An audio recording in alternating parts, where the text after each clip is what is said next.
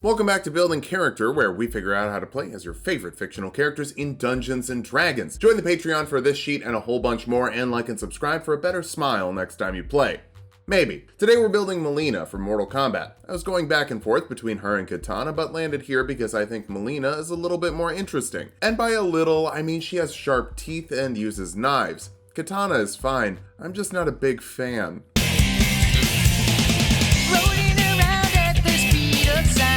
Let's start off with our goals for this build. First, we need a bite worse than our bark, with big old teeth to chomp down on our foes. Next, we need something to cut our enemies down to size. I'm thinking short swords? Finally, we gotta get some Outworld magic, teleportation, invisibility, the standard Mortal Kombat movement shenanigans. For stats, we'll be using the standard point array from the player's handbook. Roll for stats if you want, just watch out for those multi-classing minimums. Strength will be number 1. We'll actually be able to bite with our dexterity, but it's gonna work a lot better to just have a strong jawline. Dexterity next, even if it's generally better to pick a physical stat and commit to it, girl has just as much speed as she does strength. Wisdom after that, it might seem like she isn't all that wise, but perception includes taste, and Mileena has a very refined palate. That's why she's a cannibal. Follow that up with constitution, you gotta be tough to make it in the Outworld. Intelligence is a bit low, I can't really see you curling up with a good book, maybe To Serve Man? We'll dump charisma though, I don't want to be mean, but your voice sort of sounds like someone dropped Britney Spears in a garbage disposal, and you got a bad case of shark mouth. Mileena is a clone of what I think the Mortal Kombat equivalent of an elf is, but was modified to be funky, so we're going to call her a Simic hybrid. That gives you +2 constitution and +1 strength. If strength is what you want, the 1 point is up to you, but strength will help you crunch people up real good. You also get 60 feet of dark vision and an animal enhancement, either a climbing speed, some gills, or a set of manta ray-like wings that remove 100 feet from your falling damage. I think the climbing speed is the most regularly useful, especially since we'll get something to handle falling damage later. Take the athlete background for athletics and acrobatics. You're fit, but like a toned fit, so you don't lose flexibility. Those are my goals too. We'll kick things off as a barbarian, letting us grab 2 skills from the barbarian list, like intimidation and perception, to scare people, but also taste them after you take a bite. That might also scare people. There are 2 ways to get unarmored defense, either a barbarian or a monk. I'm going with the barbarian version because it'll make your AC 10 plus your dexterity and constitution modifier, unlike the monk version that uses your wisdom. You do taste good, but it's not like you're insightful. Sorry, you taste well, Liu Kang tastes good. You also get to rage, letting you resist bludgeoning, piercing, and slashing damage, get advantage on strength checks and saves, and extra damage with strength-based attacks for a minute at a time. Important note, finesse-based weapons can use your dexterity modifier, but they don't have to. So no matter the size of your size, you can stick them through someone's eyes. Second level barbarians get reckless attacks, letting you make your attacks with advantage, but you give the enemy advantage to hit you on a follow-up. That's what I call a punish state,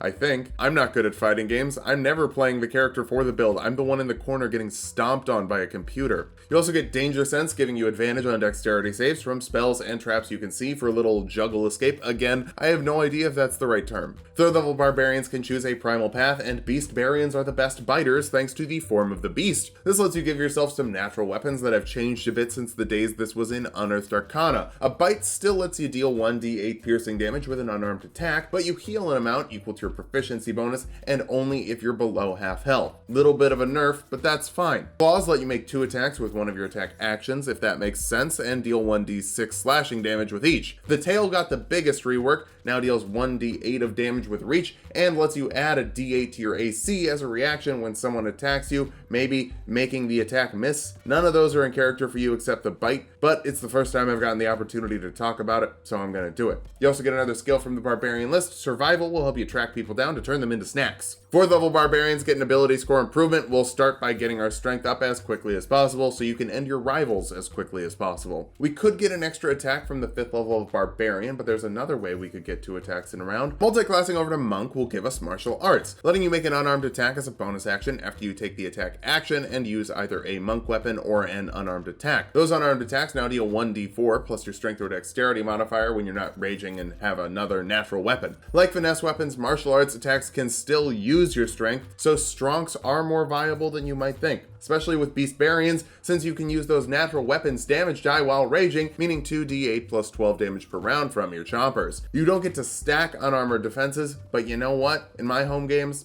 I'll allow it. If someone wants to be mad enough to focus on 3 ability scores just to be impossible to get hit, they can do it. Blade Singers can do it with just dexterity and intelligence, no multi-classing required. Why not? But your DM has to approve it. If you want more AC, scoop up a Carapace from Animal Enhancement from Simic Hybrid, giving you +1 to your AC when you're not wearing heavy armor. Second level monks get key points they can use to do cool Adenian stuff like Step of the Wind, letting you dash or disengage as a bonus action and doubling your jump distance, though your sister wouldn't be a fan of you jumping. That's an anti-air joke. I made it intentionally. I am good at fighting games. Patient Defense lets you dodge as a bonus action. Sometimes you should press the block button. Lord knows I don't. Flurry of Blows lets you burn some meter to make 2 unarmed attacks instead of 1 with your bonus action for 3d8 plus 18 while you're raging, though double dipping is frowned upon in a quarantine. You also get unarmored movement, making you a little bit faster when you're not wearing armor, helping you close in the gaps and getting close. Also frowned upon in quarantine. Mileena doesn't wear a mask like Kitana does. Melina's a bad person. Third level monks can deflect missiles, letting you reduce damage from incoming ranged attacks by 1d10 plus your dexterity modifier, and monk level, you can even spend a key point to throw the ammo back if you drop the damage to 0. Nobody likes fighting a zoner. You can also choose a monastic tradition. Shadow monks get shadow arts, which will let you do some funky magic stuff by spending 2 key points. You can cast darkness to create a 15-foot radius of darkness that not even DARKVISION can see through. Use it creatively, but also notice that you won't be able to see through it either. Pass Without Trace adds 10 to your stealth checks of your allies within 30 feet of you for up to an hour depending on your concentration. Silence makes it so that no sound can pass through a 20-foot radius for up to 10 minutes depending on your concentration to mess up some spellcasters. Dark Vision gives a creature 60 feet of dark vision for 8 hours, but you already have that, and it doesn't let you see through your darkness, so I wouldn't use that. Most of the stuff I want from Shadow Monk we're getting later, but all of these spells are useful to getting to your target undetected. Then you can pop your rage and rip them apart.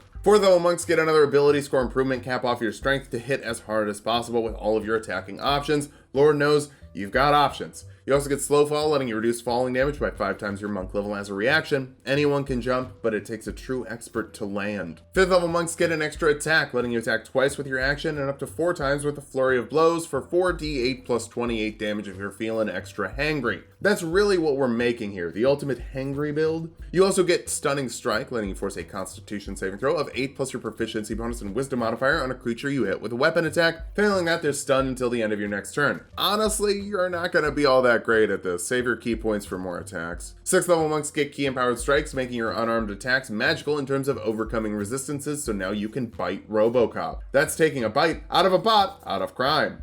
Wait, does that make sense?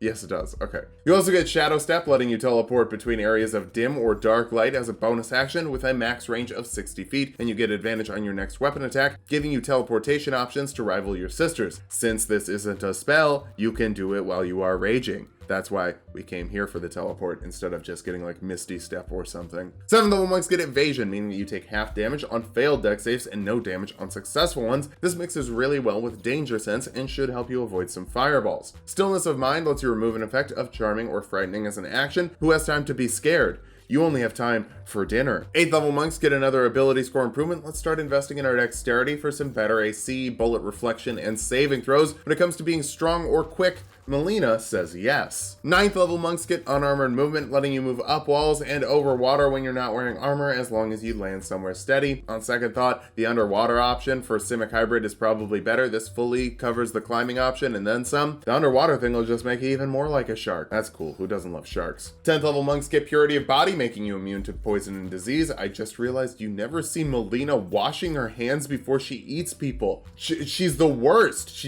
That's disgusting. 11th level Shadow monks get Cloak of Shadows, letting you turn invisible when you're in dim or dark light, and you stay invisible until you make an attack, cast a spell, or end up in bright light. This also isn't a spell and doesn't require any concentration, so you can do it with your rage up as well. Your monk tie also bumps up to a d8 here, so your punches, your size, your bites, all of them are going to do the same damage, and you can save money on d6s. 12th level monks get another ability score improvement, bump your dexterity up more and more, but hey, pro tip, if you're power building, invest in your constitution instead. Since it'll give you more AC and health, it's just a bit more useful, if a little less in character. 13th level monks get Tongue of the Sun and Moon, which means that you can understand all spoken languages. It also heavily implies that the sun and moon have snake-like tongues, which is disconcerting, to say the least. 14th level monks get Diamond Soul, giving you proficiency with every saving throw in the game, even charisma. You might be a unique sort of pretty, but you're still a pain in the ass to banish. 15th level monks get timeless body, meaning you no longer feel the effects of age. You're only like 20, but your twin is like 10,000. You were cloned from her genes, so you gotta have a pretty crazy lifespan. Our capstone is the 16th level of monk for one last ability score improvement. Cap off your dexterity modifier to be just as quick as the perfect katana. Oh, she's so great. She got a gig modeling for Invisalign. Dad is so proud of her.